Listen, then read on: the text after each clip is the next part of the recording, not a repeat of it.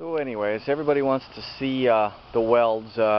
Some people were concerned with the skip welds or what they figured or what they called inferior welding or whatever. If that's the case, I guess I sure haven't seen it. It's got skip welds for sure, but it's a smoker. This isn't rocket science here. You know, a little bit of leakage isn't the worst thing in the world. So anyways, we'll start off with the Firebox here and with the pinwheel dampers, and here they are up close. These are tight.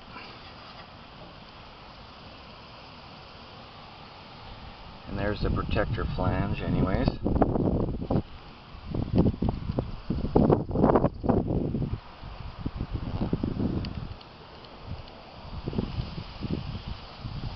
Decent welding as far as I can see. You know, I'm in the construction trade, and I mean, this isn't holding up a building or anything like that. So for a cooker, these welds are fairly decent.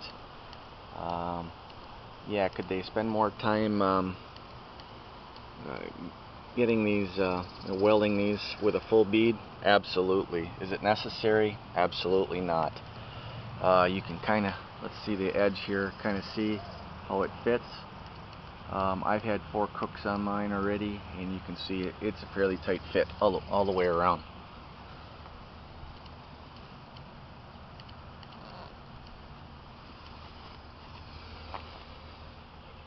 The only thing I wish, I guess, if I could nitpick about anything, on the trailer model anyways, this table is pretty small. I don't know what it is, 12 inches across, and it's also kind of far below the actual Firebox to the surface. So you know, sliding out food or anything like that is a little bit of a pain. And if your cooker is not leveled this way, you're sitting on uneven ground. It's kind of funny. I had a little oil residue on here. I set a pan on here, and it actually started sliding off. So I guess that's really my only complaint. And if that's my only complaint, you know, as far as the cooker itself, manufacturing of it, well, then that ain't much. Wheels, aluminum cast wheels, very nice, very well made. Again, here's the skip welds. Let's go around to this side, and we'll see how the gap is, and you can tell it's pretty tight. It's not bad at all. And this is a 36 stretch, by the way, just so you know. Now, one of the issues I had during cooking was a temperature variation from one end to the other. I'm still trying to get used to this, so I might have been doing something wrong or not quite right. I have to learn this, but as I was cooking, I put the probe, my digital probe, right around here, I would guess, for my meat at the bottom, where I had some ribs cooking, and that was reading right at 234, where the Lang was actually reading around 175. The thermometer over here on the farthest away from the box, from the Firebox. And I actually had put the beans over on this side, and after an hour they were still kind of cool. So I switched them over to around the Firebox side, and they warmed up and cooked up fairly quickly. That's where I put my potatoes and everything. And so again, just getting to know this unit and how it works. I had the smoker. I raised the front of the trailer up the nose so that it would get a good rise out of the heat, but maybe I need to raise it just a tad more to get that really chugging along really well. But I'll be honest with you, my ribs turned out fantastic. They were done in 3 hours and 15 minutes roughly, and I left them in actually for another 20 more minutes because my company it was late. And they were starting to fall apart, and everybody raved. They were fantastic, so I got no complaints there. The ribs had just a mild smoky flavor to them. They weren't over smoked or anything. I'm cooking them with oak, just pure oak. It's well seasoned. These are, but I again really happy with it. I can't wait to try some cherry, and if I can get my hands on some others as well, like apple and mesquite, that would be fantastic. All right, let's take a look. These are the two handles that they install. One's a latch type, and the other one is a raised type handle. And the only thing you got to be concerned with, you can see right here where this lever rubs, and well, you know, the paint rubbed off. It's going to happen. There's just no other way around it. If you want a really tight seal, you know, a tight door seal, it has to rub. No other way around it. And just make sure that that handle is all the way up before you open it up. So we'll open it up, and again, like I said, I've had a couple cooks on this already. The grates themselves are spot welded, and each one is welded.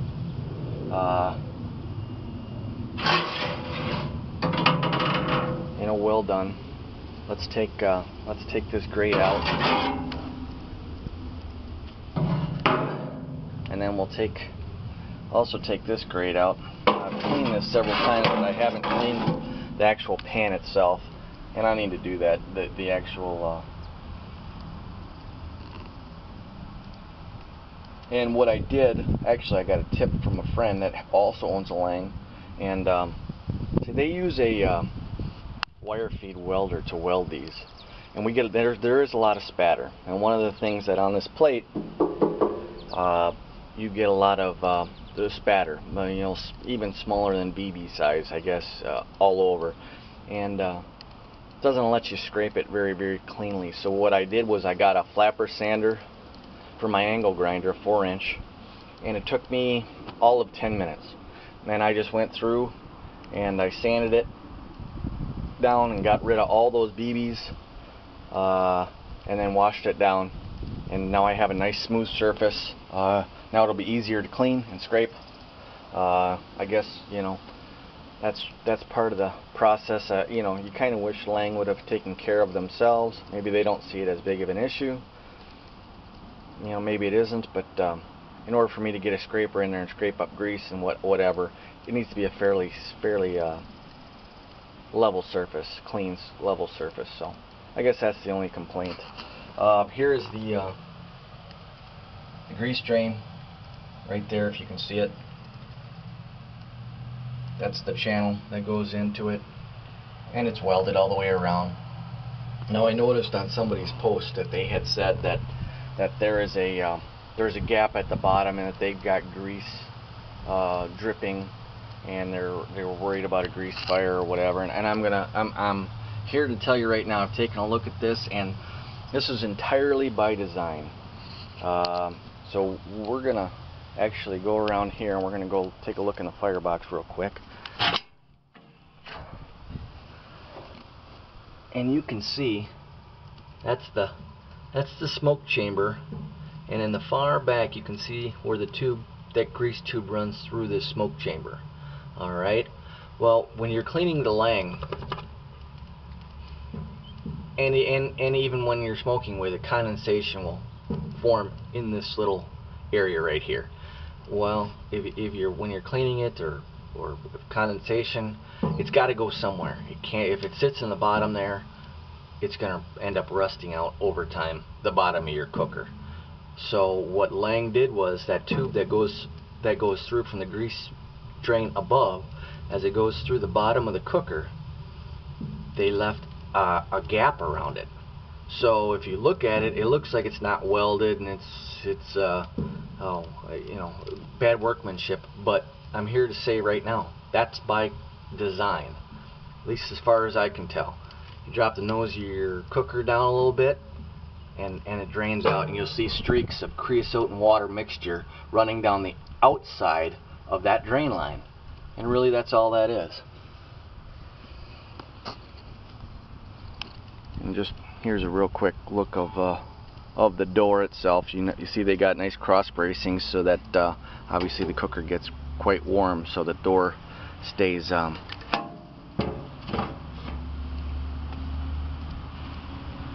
square and even and level. And they even skip welded that too, but again, big deal. A neat little added thing, bonus, is this plate right here gets really hot. I took a burner off the top of my stove and I set it on top there, and that's where I put my pans and everything for cooking, oh, you name it, cooking just about anything in a pan, from my sauces to you know, frying up some beans or whatever. But let's take a look underneath here to the drain line. Now this is Lang's drain line, and this looks like right here is an 1.5 by 1.5 pipe, and then they have a smaller piece of pipe. Let's see if I can get this in the frame here. There we go. A smaller piece of pipe right here, round pipe, which is threaded obviously so that they can thread this valve on, which is welded to the square pipe. Now I've noticed some people say, oh, there's a gap there, and it's not welded. And like I said before, that is entirely by design. That's so any water sitting in the bottom of this chamber right here doesn't stay there. It can actually come out to here, leak, and then leak out, and then it actually just flows. And it's very minimal amount of water, and you'll see streaking come down and to the side of your outside of your drain, but again, it's nothing to worry about at all. It's by design, trust me. Here's the underside of this trailer bed. You know, I live in Wisconsin, and one of the things we deal with is salt on the roads in the winter time. So I don't see a lot of traveling with this in the winter time here for me, just because salt eats away the steel so fast in this country. So I think I'm gonna park it and just cook right around the house here. But there's the axle frame. Ran out of memory on my camera here, but anyways, and you can see the shock system that they've got installed, not leaf springs. I guess I don't even have a clue what kind of a shock system this is, or spring loaded system that is. But anyways, as you can tell, it's fairly well made. Here's the trailer frame itself, welds, the grate,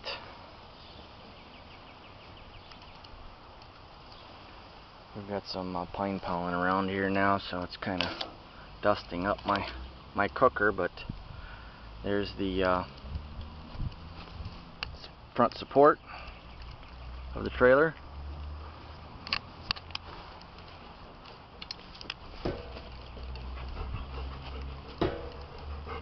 Light jack for the trailer lights. Emergency chain.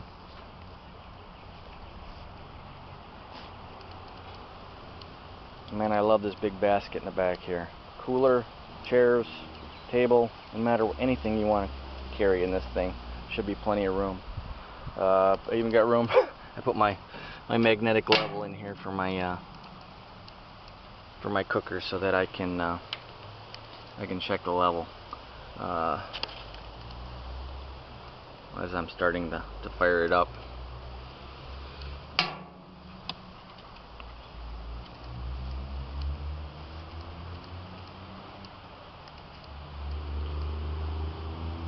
Full weld in the back, garter on the lights.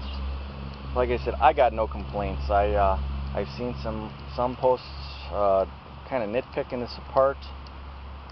You know, I guess that's their prerogative. I'm happy. Probably not the best bead weld around the smokestack.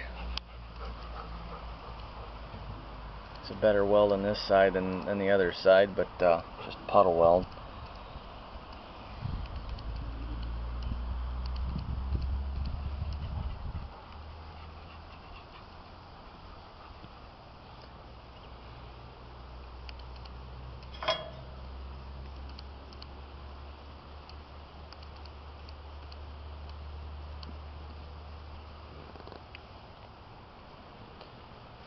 One of the things I know, and so that's another thing I like about the trailer is that I can swing the nose around anywhere so that the wind is catching the back end here and fanning the flames and pushing the heat into the cooker, and that helps out quite a bit, I've noticed.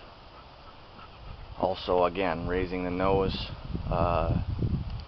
beginning of the cook, I always end up dropping it when I clean it so that it drains properly, but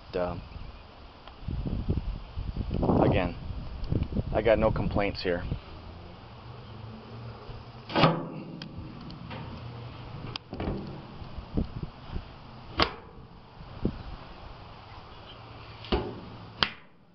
Pretty tight seal. I noticed just a little leak out the edges, but this is not rocket science here. Anyways, I hope that gives you a good idea of the construction of this Lang unit that I got. A better idea of it anyways. Happy cooking.